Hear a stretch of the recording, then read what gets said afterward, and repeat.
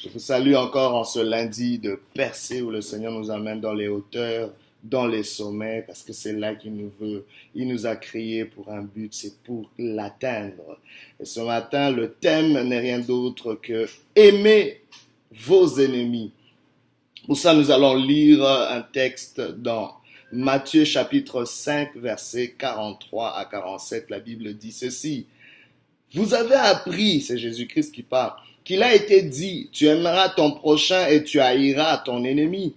Mais moi, je vous dis, aimez vos ennemis, bénissez ceux qui vous maudissent, faites du bien à ceux qui vous haïssent et priez pour ceux qui vous maltraitent et qui vous persécutent, afin que vous soyez fils de votre Père qui est dans les cieux. Car il fait lever son soleil sur les méchants et sur les bons, et il fait pleuvoir sur les justes et sur les injustes. Si vous aimez ceux qui vous aiment, quelle récompense méritez-vous?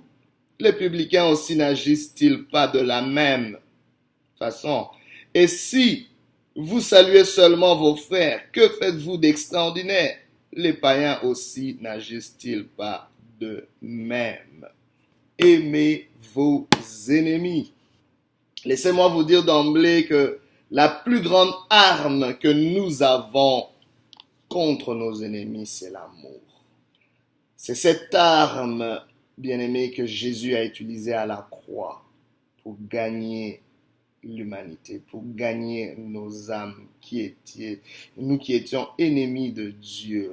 Il a même triomphé de tous ses détracteurs en disant, Père, pardonne-leur car ils ne savent pas ce qu'ils font. Il était même capable d'aimer ce brigand Barabbas à la place duquel il a été crucifié. Cet amour que aucun de ses ennemis ne pouvait surmonter, pendant qu'ils pensaient qu'ils avaient le dessus sur lui, mais son amour a triomphé. Dans son amour, il a triomphé de l'ennemi de nos âmes, du Satan, du diable. L'amour triomphe. L'amour couvre toutes choses. L'amour est la plus grande arme. C'est ainsi que le Seigneur n'hésite pas à dire « Aimez vos ennemis ». Laissez-moi vous dire que l'amour du prochain est l'expression la plus grande de l'amour qu'on a pour Dieu. Tu ne peux pas dire que tu aimes le Dieu que tu ne vois pas si tu n'aimes pas ton prochain. Laisse-moi te dire, ton ennemi est aussi ton prochain. L'amour du prochain est aussi le reflet de l'amour pour soi. C'est difficile de dire qu'on s'aime si on n'aime pas son prochain, parce qu'on aimera son prochain comme on s'aime soi-même. Donc c'est la mesure par laquelle nous aimons les autres. Alors quand nous n'aimons pas les autres, c'est déjà un reflet du manque ou du peu d'amour qu'on a pour soi-même. Aimez vos ennemis. Qui sont nos ennemis? Les ennemis, c'est toute personne. Laissez-moi de vous dire déjà que toute personne aura un ennemi. Si Jésus-Christ le dit, c'est que toi et moi, nous avons nos ennemis. Tu as peut-être pas encore réalisé ton ennemi, mais il y a un ennemi, ou tu auras un ennemi. Laissez-moi vous dire une chose. Les ennemis se manifestent généralement dans nos vies dès que nous nous mettons à poursuivre l'excellence. Dès que tu te mets sur un chemin où tu veux faire au-delà du statu quo, au-delà de la moyenne, dès que tu t'élèves avec une vision qui veut aller au-delà de ce que ton background a limité de faire, ce que ton environnement, ce que ta génération conçoit comme normal. Bien-aimé, ça t'attire des ennemis parce que tu commences à fonctionner dans une dimension d'excellence, d'une dimension d'exception, dans une dimension surnaturelle. Laisse-moi te dire que le succès n'est pas naturel. Et quand tu commences à le poursuivre, ça t'attirera des ennemis. Quand tu poursuis la justice, ça t'attirera des ennemis. Quand tu poursuis la paix, cela t'attirera des ennemis. Quand tu poursuis la destinée, cela t'attirera des ennemis. Bien-aimé, toute poursuite vers quelque chose de noble attirera des détracteurs qui voudront justement te ralentir, t'empêcher d'atteindre ce but. Il y aura des ennemis, mais le Seigneur te dit, aime ton ennemi. Laissez-moi vous dire que toute assignation de la part de Dieu toute mission a besoin d'un ennemi pour se déployer au plus haut point. Le Seigneur dit, je ferai de tes ennemis tes marchepieds. Les ennemis sont appelés à être des escaliers, des escalators qui nous amènent plus haut dans le sommet. En ce lundi de percée, laisse-moi te dire, l'ennemi que tu vois est un moyen de transport vers ton sommet. Car laissez-moi vous dire que Judas s'est élevé comme un ennemi pour Jésus, mais c'est lui qui a contribué le plus à l'accomplissement de sa mission qui était de mourir à la croix pour toi et moi.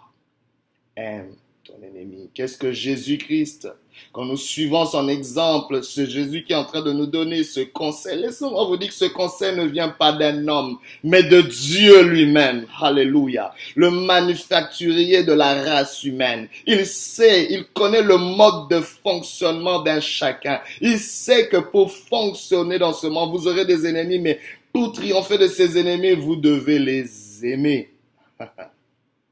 C'est Jésus qui parle. C'est Dieu qui parle.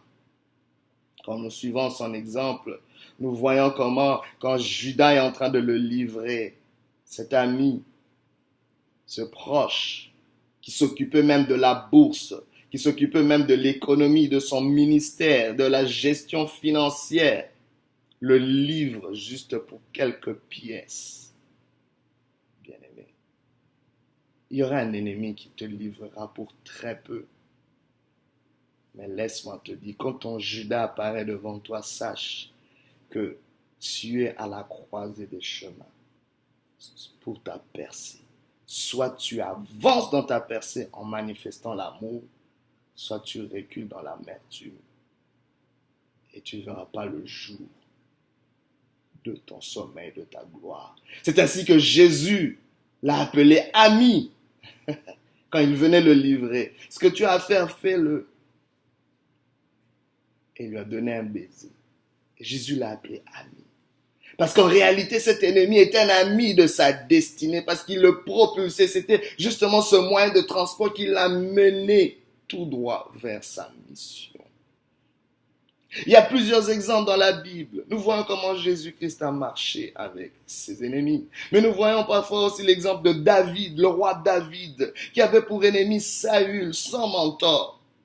Mais à plusieurs reprises, il a épargné sa vie. C'était une expression d'amour. À plusieurs reprises, il a épargné sa vie. Et même quand Saül est mort, David ne s'est pas réjoui. La Bible même nous interdit de nous réjouir de la chute de nos ennemis. À Dieu la rétribution, à Dieu la vengeance. Toi avance. Si ton ennemi tombe, ne te réjouis pas si vite, parce que Dieu risque de se tourner et tu risques de subir le même sort. Avance. Ton objectif, c'est d'avancer. C'est d'atteindre cette destinée. L'ennemi est là justement pour t'aider. L'ennemi va te pousser parfois à te parfaire. L'ennemi va parfois te pousser à continuer à fournir des preuves. Quand on va te calomnier, quand on va remettre en question justement tes capacités, cela doit te pousser à te déployer, à travailler encore plus fort. Parce que sans ennemis, parfois on reste dans une zone de confort et on pense qu'on est arrivé. Mais les ennemis vont amener ces ingrédients qui vont nous pousser à faire mieux, à faire plus, à réfléchir, à nous remettre en question. Et c'est très, très important. Mais une chose qu'un ennemi voudra toujours faire, c'est changer ta perception de toi-même. Ne le fais pas.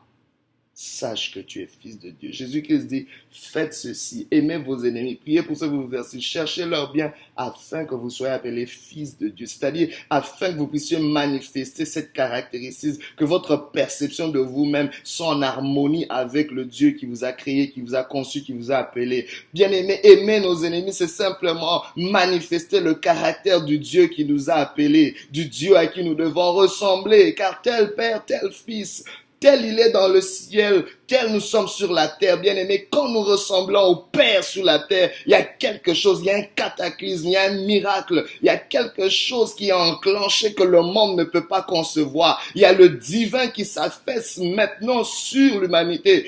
Le surnaturel se met maintenant en place et supplante le naturel. Je sais pas, tu as essayé plusieurs tactiques avec tes ennemis, ça ne marche pas. Tu es fatigué, tu es même sur le point d'être malade, tu n'arrives pas à dormir, tu as des insomnies. Mais le Seigneur te donne un remède aujourd'hui. Aime ton ennemi. Tu triompheras. tu survivras. David l'a fait. Il s'est pas réjoui de la mort de Saül. Au contraire, il a pleuré parce qu'il reconnaissait qu'il avait appris les rudiments de la royauté au travers de cet homme, même si cet homme avait essayé de le tuer. Mais il comprenait que c'était à Dieu la vengeance, c'était à Dieu de s'occuper de ses ennemis. Lui devait s'occuper de la mission que Dieu lui avait assignée. Que dire de Joseph, qui a été livré et trahi par ses frères, bien-aimés, pour quelques pièces, simplement parce qu'ils étaient jaloux. Récemment qu'ils étaient jaloux de la faveur qu'il recevait de son père. Joseph a pardonné ses frères. Joseph a pris soin de ses frères. Quand il était élevé, il n'a pas utilisé cette opportunité pour dire, ils verront, parce qu'il y a beaucoup de gens qui poursuivent une percée pour des mauvaises raisons. Parce que tu as tellement été opprimé dans ton enfance, tu te dis, je veux réussir. Et quand je réussirai, ils verront. Ils verront ce que je deviendrai. Ils verront ce que je ferai. Bien-aimé, tu ne peux pas réussir par défi. Ne fais pas de cela, bien-aimé, parce que tout acte dépend de ses motivations. La noblesse d'un acte dépend de ses motivations, bien-aimé. Quand tu as des mauvaises motivations, cela t'amènera vers le bas. Même quand tu atteindras le sommet, tu ne seras pas beaucoup plus grand. Ne réussis pas par défi. N'essaye pas de poursuivre une destinée par défi pour prouver aux gens. Laisse-moi te dire, quelqu'un qui a approuvé de Dieu n'a plus rien à prouver. Cherche l'amour du Père. Quand l'amour du Père te compte, tu n'as plus rien à prouver à tes ennemis. Tout ce que tu as à faire, c'est de manifester la nature divine, la filiation que tu as envers ce Père. Bien-aimé, la plus grande audience que nous avons, bien-aimé, dans ce monde, c'est l'audience du Père et non l'audience de nos ennemis. Nos ennemis sont des téléspectateurs. Nos ennemis sont des spectateurs qui sont là. Parfois, ce sont des acteurs, mais qui nous aident à atteindre le but, à accomplir la finalité du script. Car le véritable metteur en scène, c'est notre Dieu. Et c'est lui qui t'a établi comme acteur principal de ta vie. Donc, bien-aimé, ne fais pas de ces ennemis comme tes metteurs en scène, mais laisse Dieu être le seul metteur en scène et qui te dit aujourd'hui, aime tes ennemis. Quel genre d'amour, bien-aimé, parlons-nous ici. Et quel exemple, je pourrais encore donner l'exemple de Moïse, un moment. Son frère et sa sœur se sont levés comme des ennemis en questionnant son autorité, en se disant que à nous aussi Dieu peut parler. Waouh! Quel affront quand ça vient de tes propres frères. Rappelez-vous que sa sœur, c'est elle qui a permis à Moïse, qui surveillait Moïse quand il était dans une corbeille sous le fleuve Nil. Celle qui a même parlé à la fille de Pharaon. Celle qui a intercédé, qui était là. Il dit, cette Myriam aussi va se lever contre moi. Et que dire d'Aaron, qui était son interprète. À un moment, tu te dis, à qui te confier quand tes ennemis viennent de ta propre maison, de ta propre famille? Que dire de Job quand sa femme s'élève et lui conseille de maudire Dieu et de mourir? Que fais-tu quand tes ennemis surviennent de ta propre maison? Bien-aimé, ne sois pas surpris. Jésus-Christ a dit une chose. Chacun aura pour ennemi les gens de sa propre maison. C'est une vérité, c'est une certitude. Mais il dit, aime tes ennemis. Parce que si tu vas maudire les gens de ta propre maison, c'est ta propre maison que tu maudis. Tu ne peux pas aller au-delà de tes sources. Et Dieu connaît ce principe. Aime-les et ça va me permettre de m'occuper d'eux. Quel genre d'amour parlons-nous ici? C'est l'amour de Dieu, c'est pas un amour humain, c'est pas un amour, je sais pas, érotique, c'est pas un amour qui vient de la chair, mais c'est l'amour agapé, l'amour inconditionnel, l'amour intentionnel, l'amour de Dieu. Au fait, Dieu est en train de nous dire, laissez-moi aimer vos ennemis au travers de vous. Soumettez-vous à mon amour pour que je puisse toucher vos ennemis. Bien-aimé, Dieu peut changer tes ennemis en amis. La Bible déclare quand l'Éternel approuve les voies d'un homme, il dispose favorablement à son égard, même ses ennemis, même ceux qui lui étaient contraires. Laisse-moi te dire, les gens ne peuvent pas t'aimer, mais ils finiront par te respecter. Il y a un niveau, bien-aimé, quand nous atteignons dans la vie, dans les sommets, dans la percée, où tu peux avoir des ennemis qui ne t'aiment pas, mais tous te respectent. Parce qu'ils savent que tu es quelqu'un d'intègre, parce qu'ils savent que tu es quelqu'un de valeur, parce qu'ils savent que tu fonctionnes dans une dimension surnaturelle, tu fonctionnes dans l'amour, et bien-aimé, cela fait taire. Cela impose le silence à tes ennemis. Quel genre d'amour, comment manifester cet amour justement? Bien aimé, cet amour se manifeste par le pardon. Cet amour se manifeste par le pardon. Mais cet amour, le pardon, bien-aimé, c'est pas un cadeau que tu donnes à tes ennemis, c'est un cadeau que tu te fais à toi-même, bien-aimé.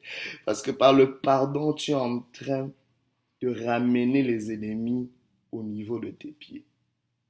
Parce que toute personne que tu ne pardonnes pas sera toujours au-dessus de toi, sera toujours à ton plafond. Parce que ce sera toujours quelqu'un à qui tu devras quelque chose. Parce que la Bible déclare ne devez rien à personne si ce n'est que de vous aimer. Donc quand tu refuses de pardonner quelque chose, tu es en train de perpétrer une dette envers un individu. Bien-aimé, laissez-moi vous dire, celui qui est endetté est toujours l'esclave, est toujours esclave de celui qui prête. Alors quand tu fonctionnes dans le manque de pardon, tu fais de lui ton maître. Tu deviens esclave de cette personne. Et il y a plusieurs personnes, tu marches bien sur ce monde, mais tu es enchaîné. Tu es enchaîné, tu es lié, tu es esclave de toutes les personnes à qui tu n'as pas pardonné. Bien-aimé, relâche-les et sois libre aujourd'hui. Dans le nom de Jésus, le Seigneur t'a pas appelé pour être une victime ou un esclave. Pardonne ses ennemis, même ses ennemis qui t'ont maltraité depuis ton enfance, pardonne. Ce mari qui t'a traité comme une chienne, cet homme qui t'a divorcé, ou je sais pas, cette femme qui t'a trahi, ou ces enfants qui t'ont insulté, ou ces partenaires et qui t'ont trompé, ou je sais pas, cet employeur qui t'a exploité. Pardonne tes ennemis. Je sais pas c'est qui que tu prends pour ennemi, que tu sais même pas supporter. Le Seigneur te dit aime. Et cet amour n'est possible que quand tu te soumets à Dieu, quand tu laisses Dieu manifester cet amour dans l'obéissance. Bien aimé, sachez que c'est un ordre que Jésus-Christ est en train de dire. C'est pas discutable. Il te demande ton obéissance parce que tu l'aimes. Tu dis Seigneur parce que c'est dans ta parole. Les gens parfois ont tendance à sauter ce passage, mais ce passage est bel et bien dans la Bible. Allez le lire, il existe. Aimez vos ennemis. Mais plus personne n'en parle. Tout le monde veut tailler, couper en pièces ses ennemis. Je les taille, je les chicote et toutes ces choses-là. C'est bien beau tout ça là. Mais à un moment, tu as taillé tes ennemis. Ils sont toujours là. À un moment, je me demande, ton couteau là, il n'était pas assez tranchant, on dirait. Parce qu'ils sont toujours là et continuent à t'affecter. Mais essaye aujourd'hui d'obéir à Dieu et d'aimer tes ennemis. Obéis à cette parole et tu verras ce que le Seigneur fera. Comment il te le demande, non seulement par le pardon, mais aussi en bénissant, en disant des bonnes choses pour eux. Bien aimé, fais cet examen. Vous verrez que quand un ennemi a le dessus sur vous, vous aurez du mal à dire du bien de lui, même dans vos prières. Faites cet exercice. Quand vous commencez à arriver, à juste dire, Seigneur, qu'il soit béni, que sa maison, oh my God, il y a quelque chose qui se passe, Dieu automatiquement en train de vous mettre au-dessus de ses ennemis. Parce que bien aimé, la position de vos ennemis doit être sous vos pieds. Il a dit, déclare, il a fait de ses ennemis ses marchepieds. Bien aimé, ce sont des escaliers qui vont vous permettre d'aller au-dessus. Mais n'en faites pas des plafonds. N'en faites pas justement des plafonds. Que ses ennemis reste dans ton plancher. C'est seulement l'amour qui va permettre de ramener les ennemis à leur place. Priez pour les ennemis. Cherchez leur bien. L'intérêt d'autrui. C'est ça l'amour. L'amour est centré sur la personne aimée et non sur soi-même. Cet amour de Dieu, c'est un amour qui se sacrifie. Mais laissez-moi vous dire, cet amour, c'est pas un amour naïf. Je suis pas en train de dire sois naïf et tout soit là. Non, non, non. Cet amour aussi s'accompagne de sagesse. La sagesse. C'est savoir faire ce qu'il faut, quand il faut, comme il faut. La sagesse divine. Jésus était sage. Bien que Judas s'est dirigé comme son ami, mais Judas n'avait pas accès au sein de Jésus. Il n'y avait qu'un seul. C'était l'apôtre Jean qui pouvait se coucher sur la poitrine de Jésus. Judas n'avait pas cet accès. Bien-aimé, ta proximité, bien-aimé, doit être gérée par une sagesse. Il y a des ennemis, bien-aimé, quand tu comprends que c'est un ennemi, il n'a pas droit à avoir accès à ton cœur. Ne laisse pas entrer dans ton cœur par l'amertume et par toutes sortes de choses. L'accès était limité. Et bien aimé, quand Jésus-Christ devait aller dans certaines choses, au jour de la transfiguration, au moment de la transfiguration, il était juste avec Pierre, Jacques et Jean. Judas n'était pas là. Et bien aimé, Jésus aussi savait discerner cela. Quand Pierre s'est levé comme un ennemi en lui disant, tu n'iras pas à la croix, il lui a dit, arrière de moi Satan. Il a discerné l'ennemi au-dedans d'un ami. Faisons la part des choses, la sagesse, demandons la sagesse de Dieu qui nous accorde le discernement. Pourquoi l'amour, bien-aimé, avant de terminer? Et qu'est-ce que l'amour de Dieu permet de faire? Bien-aimé, l'amour permet à Dieu de mettre tes ennemis à ta place. L'amour de Dieu te permet de te manifester comme fils de Dieu. L'amour de Dieu permet à Dieu d'être le vengeur de tes ennemis parce qu'il a dit à moi la vengeance. C'est pas à toi de te venger, c'est à Dieu de venger tes ennemis. L'amour de Dieu permet de régler le compte de tes ennemis. C'est Dieu qui va s'en occuper. L'amour de Dieu te couvre et te protège pour atteindre justement ta destinée. Le danger, bien-aimé, c'est de gérer nos ennemis autrement que par l'amour. La haine et l'amertume vont nous tuer. Si tu essaies cela, ça va te tuer. Ça va te donner des AVC. Ça va te donner des crises cardiaques. Ça va te donner des maux de tête, des insomnies. L'amour et la haine la haine et l'amertume va te tuer à petit feu. La vengeance propre va éterniser le combat parce que c'est Dieu qui est le vengeur ultime. Mais par la vengeance, l'ennemi va aussi se venger. Ça va aller de vengeance en vengeance, on n'en finira pas. Le manque de pardon va te détruire. Tout ça va empêcher Dieu de te protéger et va limiter la poursuite de ta destinée. Mais bien aimé, aime ton ennemi. Mais un ennemi qui est sournois, qui est caché, c'est toi-même. Ça, c'est un ennemi qu'il faut haïr. L'ennemi de ta chair. Je ne parle pas de te haïr toi-même, mais un ennemi caché dedans de toi. Cette chair qui t'empêche d'aller de l'avant. Tu dois soumettre à Jésus. Au nom de Jésus, ce matin, prie le Seigneur et dis, Seigneur, tu connais mes ennemis. Seigneur, tu sais comment ils m'affectent. Seigneur, je me soumets à toi. Je m'abandonne à toi. Que ton amour m'envahisse maintenant. Seigneur, tu me demandes quelque chose qui est beaucoup plus fort que moi. Mais je sais que toi, tu es beaucoup plus fort que ce qui est plus fort que moi. Dans le nom de Jésus, que ton amour soit manifesté au travers de moi afin d'aimer mes ennemis. Seigneur, visite-moi au nom de Jésus. Amen.